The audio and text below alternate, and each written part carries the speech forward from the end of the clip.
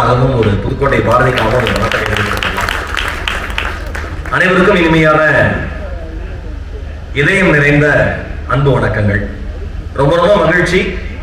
தமிழ்நாடு அரசும் பபாசி நிறுவனமும் இணைந்து மிக பிரம்மாண்டமாக தமிழகம் தோறும் இருக்கிற மாவட்டங்கள் நடத்த வருகிற இந்த புத்தக திருவிழாவிற்கு, சென்னையினுடைய புத்தக திருவிழாவிற்கு என்னை ஒரு பேச்சாளராக அழைத்த உங்களுக்கு நான் என்னுடைய இதயம் நிறைந்த நன்றிகளை சொல்ல கடமைப்பட்டிருக்கிறேன்.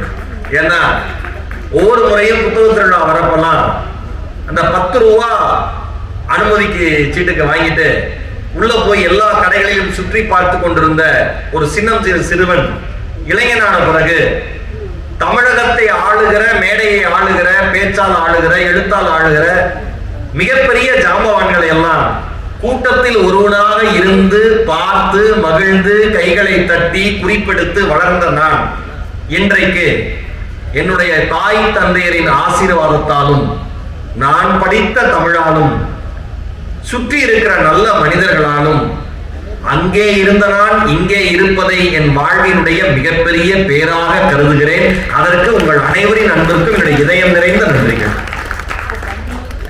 புத்தக திருவிழாவில் பேசுறது ஒரு மிகப்பெரிய பெருமையாக கருதுகிறேன். தொலைக்காட்சியில நல்ல தமிழ் பேசுகிற தம்பின்னு அண்ணன் மணிகண்டன் சொன்னார். தொலைக்காட்சியில வரவங்க எல்லாம் ஏதோ புத்தகமே படிக்காதவர்கள் மாதிரியும், வெறும் நகைச்சுவை நிகழ்ச்சிக்காக மட்டுமே தன்னுடைய வாழ்க்கையை அர்ப்பணித்துக் கொண்டவர்கள் மாதிரியும், சமுதாயம் சார்ந்த அக்கறை எங்களுக்கெல்லாம் இல்லாத மாதிரியும் நினைத்துக் கொண்டிருக்கிற பல பேருக்கு என்னுடைய பணிவன்பான வார்த்தைகள் என்னவென்றால், எங்களுக்குள்ளும் தமிழ் இருக்கிறது, எங்களுக்குள்ளும் படிக்கிற ஆர்வம் இருக்கிறது, நாங்களும் நிறைய படித்திருக்கிறோம் என்று சொல்வதில் கர்வமும் இருக்கிறது. அதனால இவங்கெல்லாம் கூத்தாடிங்க, இவங்கெல்லாம் என்ன பண்ண போறாங்க அப்படின்னு சொன்னா அவர்களையும் என்னையும் அமர வைத்தே படித்த புத்தகங்களையும் அதை பற்றி விஷயங்களையும் ஆராய்ச்சி கூட செய்யலாம். எனக்கு அதுல உடன்பாடும் உண்டு. பெரிதாக படிக்கவில்லை. நான் தமிழ் எங்க அண்ணன் சொன்னார் 1000 கிடையாது, அந்த முறை 1000 அரங்கு, வழக்கமா 800 இருக்கும். ஏன்னா 800 850 அரங்குகள் இருக்கும். 800 அரங்குகள் இருக்கு. இந்த ஆண்டு 1000 அரங்குகள் வந்திருக்கு. படிப்பதனுடைய சுவை கூடி இருக்கிறது என்பதற்கான அடையாளம் அரங்குகள் அதிகமாவதனுடைய அந்த விஷயமே அதுதான். படிப்பதனுடைய சுகம் அதிகமா இருக்கு. வேன் பையா எழுதுற மாதிரி படிப்பது சுகமே எழுதினார் புத்தகம். ரொம்ப மகிழ்ச்சியா இருக்கு. நினைத்ததை நிகழ்த்திடுவோம் அப்படின்னு ஒரு தலைப்பு. பொதுவா பேச்சாளர்கள் அதை செய்வோம். நினைத்ததை நிகழ்த்திடுவோம். யார் கேட்டாலும் கேட்கலைன்னாலும் நாங்க நினைச்சதை நாங்க பேசிட்டு தான் போவோம். ஏன்னா நாங்கெல்லாம் கோயில் திருவிழாவில் பேச ஆரம்பிச்ச ஆட்கள் எல்லாம் பாய் படுக்கையோட தான் பட்டிமன்றமே கேட்க வருவாங்க. அவங்களெல்லாம் எழுப்பி குளிப்பாட்டி அந்த மாதிரி பேசின ஆட்கள். நினைத்ததை நிகழ்த்திடுவோங்கிறது எனக்கு சுலபம் தான். எனக்கு ரொம்ப மகிழ்ச்சியான விஷயம் என்னன்னா, அண்ணன் நிறைய புத்தகங்களை காமிச்சு பேசினது. ஒவ்வொரு மேடையிலும் ஒவ்வொரு ஒரு விஷயத்தை கத்துக்கலாம். இன்னைக்கு புதுகை பாரதி, நான் பார்த்த பாரதிக்கும் இன்றைக்கு மேடையில் இருக்கிற பாரதிக்கும் எவ்வளவு பெரிய வளர்ச்சின்னு எனக்கு அவ்வளவு மகிழ்ச்சியா இருக்கு. அவ்வளவு அருமையான செய்திகளை, அவ்வளவு புதுமையான செய்திகளை தொடர்ச்சியா சொன்னாங்க. அண்ணன் ஒவ்வொரு புத்தகத்தையும் எடுத்து காமிச்சு, ஏன் அப்படின்னா காட்சிங்கிறது ஒரு மிகப்பெரிய விஷயம். நிக்குமே நான் ஒரு புத்தகத்தை பத்தி சொல்றேன் அப்படிங்கிறத விட ஒரு புத்தகத்தை காண்பிக்கிற பொழுது அது அட்டை படமும் அதுவும் உங்களை கவனத்தை ஈர்க்கும். நீங்க அடுத்த முறை அரங்குகளுக்குள்ள செல்றப்ப தன்னை போல மணியன் சொல்றது உங்களுக்கு ஞாபகத்துக்கு வரும். இன்னைக்கு அண்ணன் இருந்து அதை கத்துக்கிட்டேன், நாமளும் இந்த மாதிரி செய்யணுங்கிறது. நன்றி. ஒரு விஷயத்தை புதுசா கத்துக் கொடுத்ததுக்கு நன்றி. மைப்பா நாராயணனையா பத்தி அண்ணன் சொன்னாரு. நான் விகடல மாணவன் இருந்தப்ப அவர் பேர் வரப்பெல்லாம் நான் பார்ப்பேன், இந்த மாதிரி நாமளும் வரணும் அப்படின்னு சொல்லிட்டு. நிறைய மனிதர்கள், அன்பு மனிதர்கள் இருக்கிற இடத்துல பேசுறது ஒரு மிகப்பெரிய மகிழ்ச்சியா இருக்கு. நினைத்ததை நிகழ்த்திடுவோம் ஒரு சின்ன உதாரணத்தோட நான் ஆரம்பிக்கிறேன். மிகப்பெரிய துணிக்கடைகள் இருக்குல்ல, இப்ப பொங்கல் நேரம் வேற, எங்கெங்கெல்லாம் துணிக்கடைகள் இருக்கோ அங்கெல்லாம் கூட்டம் குமிஞ்சிருக்கும் இல்லையா? வீட்டை விட்டு எல்லாரும் கிளம்பிடுவோங்கிறப்ப நெல்லை ஜெயந்தானோட கவிதை ஞாபகம் வருது. கொள்ளை அப்படிங்கிற கவிதை. வீடுகளை பூட்டும் பொழுதும் பள்ளிகளை திறக்கும் பொழுதும், கொள்ளையடிக்கிறது. வீடுகளை பூட்டும் பொழுதும் பள்ளிகளை திறக்கும் பொழுதும் அண்ணனோட கவிதை. அண்ணன் மணியன் சொன்னார், உள்ளூர் ஆளரை சொல்ல மாட்டேன்னு. நம்ம ஊர்ல பிரச்சனையே அதுதான். உள்ளூராரை யாரும் சொல்றதே இல்லை. அண்ணன் பெருதன் அவரு நான் சொல்ல வேண்டிய கடமை எனக்கு இருக்கு, நான் சொல்லியே ஆகணும். ஏன்னா அவ்வளவு பேச்சு போட்டிகள்ல, கல்லூரி படிக்கிற காலங்கள்ல, பணத்துக்கு சிரமமா இருக்கிற காலங்கள்ல அண்ணனுடைய கவிதைகள் உட்பட நிறைய எழுத்தாளர்களுடைய எழுத்துக்களை வாசிச்சு பேசி பரிசு வாங்கி அதன் மூலியமா கிடைக்கிற தொகையில நான் படிச்சிருக்கேன், வளர்ந்திருக்கேன். ராயல்டி மட்டும்தான் தெரியல, அதுக்கு மன்னிக்கணும், என் சூழல் அந்த மாதிரி இருந்தது. அதனால அதை நான் சொல்லிதான் ஆகணும். எல்லாம் கூட்டம் பயங்கரமா இருக்கும், எல்லா துணிக்கடைகளையும் பாத்தீங்கன்னா கூட்டம் பயங்கரமா இருக்கும். எனக்கு என்ன நினைத்ததை நிகழ்த்திடுவோம், நம்ம நினைச்சா நடந்துரும் அப்படிங்கிறோம்ல, அது ஒரு சின்ன உதாரணம் பாருங்க.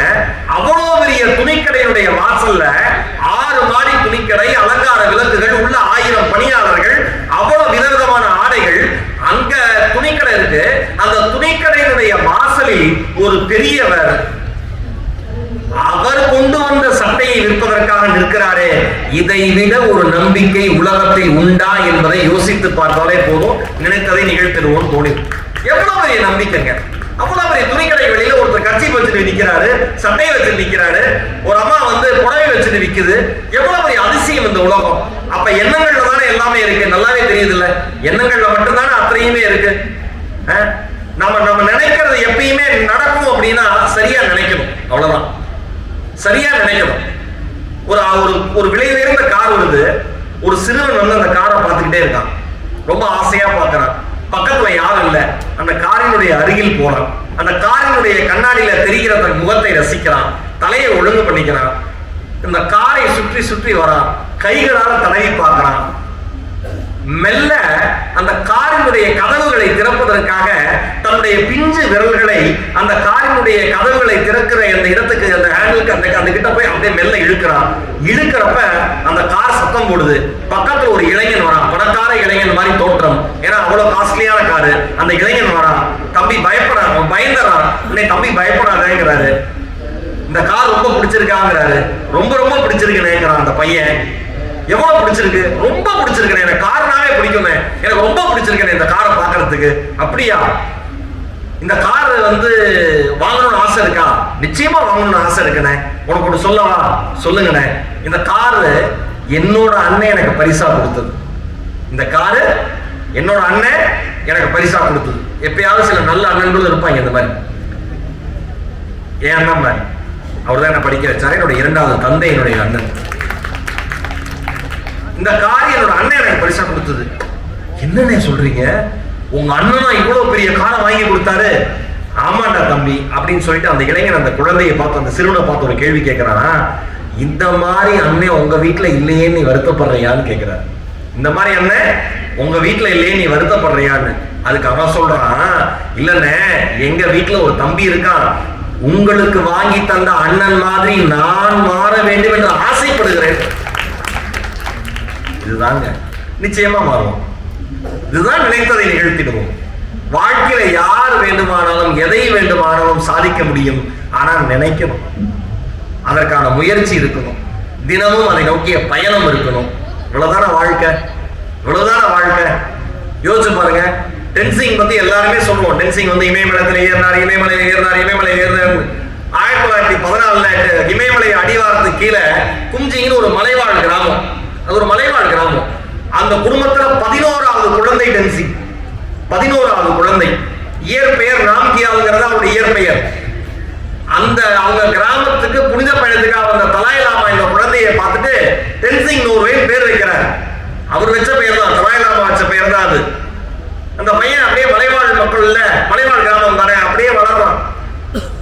எவரெஸ்ட் சிகரத்துக்கு ஏறவங்களை பார்த்து இந்த பையனுக்கு ஆசை, நானும் எவரெஸ்ட் சிகரத்துல ஏறணும்னு அவங்க அம்மாட்ட போய் கேட்கிறான்.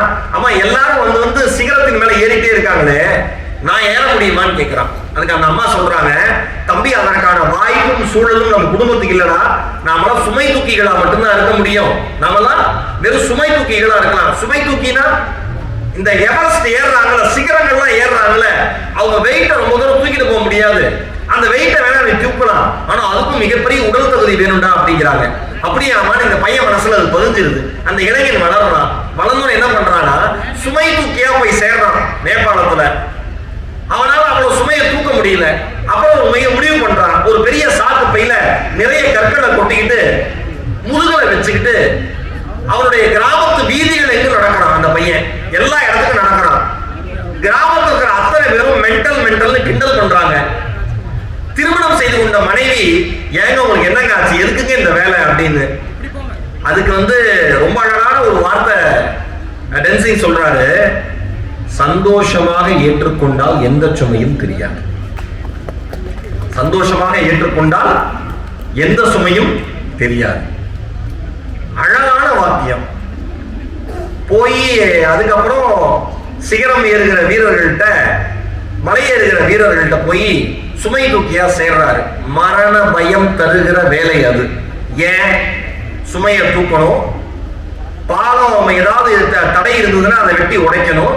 பாலமே இல்லைன்னா பாலம் அமைக்கணும். ஒருவேளை பாலம் அமைப்பதற்கான சூழல் இல்லை, ஒரு பாறைக்கு இன்னொரு பாறைக்கு நடுவில் அப்படின்னா அவனே படுத்து பாலமாக மாற வேண்டும். இவ்வளவு சிரமமான வேலை. ஆனா அவன் சந்தோஷமா ஏத்துக்கிட்டான். எப்படி ஒரு பதிப்பகம் நடத்துறது சிரமமான வேலையோ, மலையேறுவது அவ்வளவு சிரமமான வேலை. அவ்வளவு சீக்கிரம் ஏறவே ஏறாது, அவ்வளவு சீக்கிரம் விற்கவே விற்காது.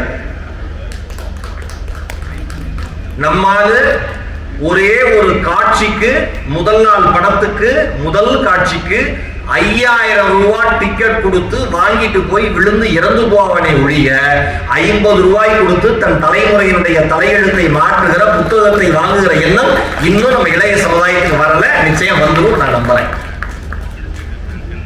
அந்த மலை ஏறது சாதாரண விஷயம் இல்லை. சேர்ந்துட்டாரு அந்த பையன், டென்சிங் சேர்ந்துட்டாரு. மிக ஆச்சரியமான விஷயம் என்ன அப்படின்னா, ஒரு மலைவாழ் கிராமத்துல மிக சாதாரணமான குடும்பத்துல 11வது குழந்தையாக பிறந்த ஒரு இளைஞன் தன்னுடைய எண்ணம், தான் என்ன நினைச்சானோ சின்ன வயசுல சிகரத்தின் மேல ஏறணும் நினைச்சாரு.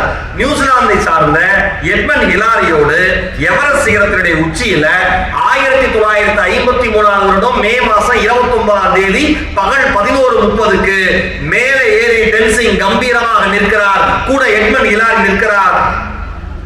ரொம்ப எல்லாரும் அவங்க நாட்டினுடைய தேசிய கொடி நெட்டுன்னு ஒரு புகைப்படம் எடுத்துக்குவாங்க வரலாற்றினுடைய பதிவுக்காக. டென்சிங் என்ன தெரியுமா பண்ணாரு? தன் ஆசை மகள் கொடுத்து அனுப்பிய பென்சிலை எவரெஸ்ட் சிகரத்தின் உச்சியில் நட்டு வைத்தார். நான் யோசிச்சு பார்க்கிறேன், ஏன்னா அந்த ஆளு பென்சிலை போய் எவரெஸ்ட் சிகரத்தின் உச்சியில நட்டு வைக்கணும்னு. இப்ப எனக்கு தோணுது, யார் வரலாறு எழுதினாலும், யார் பிற்காலத்தில் வரலாறு எழுதினாலும் தன் ஆசை மகள் கொடுத்து அனுப்பிய பென்சிலோடு மட்டும்தான் வரலாற்றை எழுத முடியும் என்பதற்கு ஒரு தந்தையாக அவருக்கு தெரிந்திருக்கிறது. ஆச்சரியம். எப்படி நிகழ்த்த முடியும்? எப்படி நடந்தது? எப்படி இது சாத்தியம்? யோசிச்சு பாருங்க. இன்னைக்கு நான் இந்த சின்ன திரையில இருக்கிறதுனால சொல்றேன், பெரிய திரையிலையும் எடுத்துங்க. இன்னைக்கு விமர்சனங்கள்ங்கிறது எவ்வளவு சுலபமாயிடுச்சு. ஒரு விமர்சகன் அப்படிங்கிறவன் அதை பற்றி இப்ப அண்ணன் சொன்னாரு, நாளைக்கு மைப்பா பேசுறாரு, அண்ணன் பேசுறாரு, கரைச்சு குடிச்சிருக்காரு எல்லாத்தையும் அப்படின்னு. அவருக்கு இணையா படிச்சிருந்தா, இல்ல ஒரு பதிப்பகத்தை கூட சொல்றாங்கன்னா அவங்க ஒரு பதிப்பகம் நடத்தி இருந்தா பேசலாம். இன்னைக்கு விமர்சனம்ங்கிறது வாயிருந்தா பேசலாம், கையில மொபைல் இருந்தா பதிவு பண்ணிடலாம். இவ்வளவுதான் இன்னைக்கு விமர்சனம். அதை பற்றி அடிப்படை அறிவு வேண்டாம், தெளிவு வேண்டாம், அவர் யார் என்கிற பின்புலம் வேண்டாம், கல்வி வேண்டாம், எதுவுமே வேண்டாம். ஒருவனை கீழே தாழ்த்தணும்னு நினைச்சிட்டீங்கன்னா நீங்க ஒரு வீடியோ போட்டா போதும். இன்னொன்னு, வாழ்த்தி பேசுகிற வீடியோவை யாரும் விரும்புறது இல்லை. ஒருத்தனை தாழ்த்தி பேசுகிற வீடியோவுக்கு 1000 பேர் கொண்டாடுறது காத்திருக்கான். அவனுக்கு அதுல சம்பந்தமே இருக்காது. அதுல சம்மதமே இருக்காது. நீ யாருமே தெரியாது, ஆனா நீ தாழ்ந்து போறத ஒருத்தர் ரசிக்கிறான். எவ்வளவு குரூரமான எண்ணம் மனசுக்குள்ள வந்துருச்சு பாருங்க. நேர்மறையான சிந்தனையுடைய மனிதர்கள் எல்லாம் நீங்க எவ்வளவு எதிர்மறையான சிந்தனையாளர்கள் ஆயிட்டாங்க பாருங்க. எங்க போயிட்டு இருக்கு? எனக்கு தெரிஞ்ச என் கூட ஒர்க் பண்ற சகோதரிகள் அழுதுருக்காங்க. இவ்வளவு மோசமான வார்த்தைகள்ல கீழே ஆபாசமா கமெண்ட் போட்டிருக்காங்க. நான் சொல்லுவேன், நீ ஏமா அதெல்லாம் படிக்கிறேன்? ஏன்?